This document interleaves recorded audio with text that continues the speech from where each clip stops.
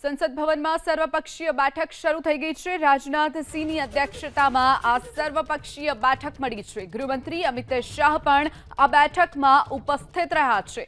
તમામ રાજકીય પક્ષોને ઓપરેશન સિંદૂર અંગે જાણકારી આપવામાં આવી રહી છે।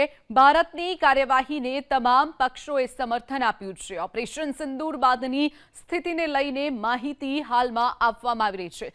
સર્વપક્ષીય બેઠક રાજનાથસિંહની અધ્યક્ષતામાં મળી છે। કેન્દ્રીય ગૃહમંત્રી અમિત શાહ પણ આ બેઠકમાં ઉપસ્થિત રહ્યા છે।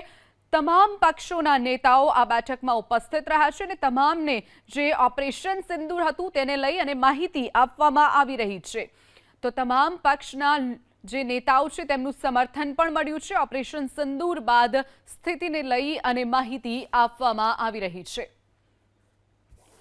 તો સર્વપક્ષીય દળની જે બેઠક મળી છે તેમાં રાજનાથસિંહની અધ્યક્ષતામાં આ બેઠક મળી છે। કેન્દ્રીય ગૃહમંત્રી અમિત શાહ પણ આ બેઠકમાં ઉપસ્થિત રહ્યા છે। સર્વપક્ષીય બેઠક તમામ પક્ષના નેતાઓ પણ ઉપસ્થિત રહ્યા છે।